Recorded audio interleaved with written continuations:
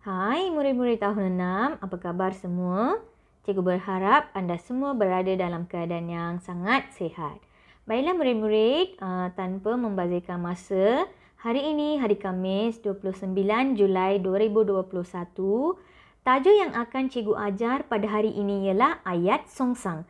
Anda boleh merujuk buku teks Bahasa Melayu tahun 6 muka surat 109. Baik. Apa itu ayat songsang? Pernahkah anda belajar tentang ayat songsang sebelum ini? Ayat songsang ialah susunan ayat yang berlawanan dengan susunan ayat biasa. Cikgu, saya keliru cikgu. Tak apa, cikgu akan jelaskan sekarang. Predikat mendahului subjek dalam ayat. Contoh 1. Jom kita lihat contoh. Baiklah, ayat biasa. Contoh ayat biasa yang kita tulis selalu, Ravi bermain bola. Di sini, perkataan Ravi ialah subjek. Bermain bola ialah predikat. Baik, ini adalah ayat biasa iaitu subjek di depan dan predikat di belakang. Baik, sekarang kita akan lihat ayat songsang. Bermain bola Ravi. Semua perkataan yang ada pada ayat pertama ada pada ayat kedua, tetapi cuma yang berbeza adalah dalam ayat ini, predikat di depan, subjek di belakang. Itu sahaja, mudah kan? Baik, sekali lagi cikgu ingatkan, ayat biasa, subjek di depan, predikat di belakang. Manakala ayat songsang, predikat di depan dan subjek di belakang. Baik, ingat murid-murid, apabila anda menulis ayat songsang, anda tidak boleh tambahkan sebarang perkataan. Perkataan yang ada dalam ayat biasa sahaja yang perlu ada dalam ayat songsang. Kamu tak boleh tambahkan perkataan imbuhan ke ataupun perkataan baharu ke, anda tidak dibenarkan untuk tambah. Contoh 2. Ayat biasa, bayi itu sungguh comel.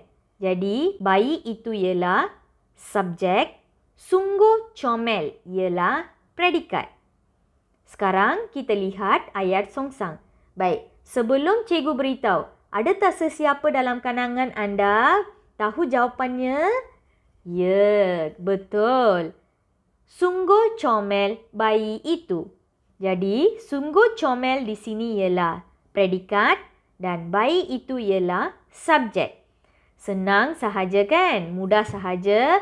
Ingat, ayat biasa, subjek di depan, predikat di belakang. Manakala ayat songsang, predikat di depan dan subjek di belakang. Jom kita lihat contoh ketiga. Ayat biasa, budak itu pandai. Budak itu subjek, pandai ialah predikat. Manakala ayat songsangnya, pandai budak itu. Pandai ialah predikat, budak itu pula subjek. Ingat murid-murid, sekali lagi cikgu tekankan, ayat biasa, subjek di depan, predikat di belakang. Ayat songsang, predikat datang depan dan subjek di belakang. Jom kita lihat contoh keempat. Rumah itu warna biru. Di situ ada kesalahannya, warna biru, B-I-R-U. Subjek, manakala warna biru predikat. Ingat ya, bukan rumah sahaja. Rumah itu subjek, warna biru ialah predikat. Baik, so ayat songsangnya, warna biru predikat, manakala rumah itu subjek. Baik, contoh terakhir, jom kita lihat ayat biasa.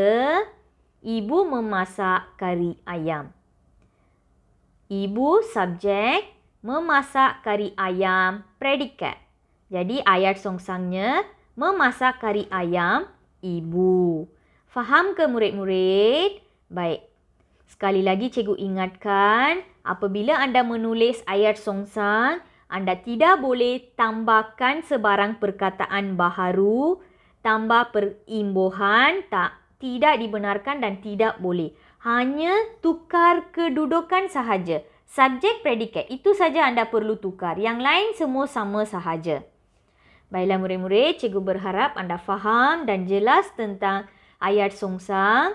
Jadi tugasan hari ini anda perlu menonton video membina 5 ayat contoh ayat susunan biasa dan anda tukar ayat susunan biasa itu kepada ayat songsang. Senang saja kan? Ada banyak lagi contoh pada muka surat 109 buku teks Bahasa Melayu.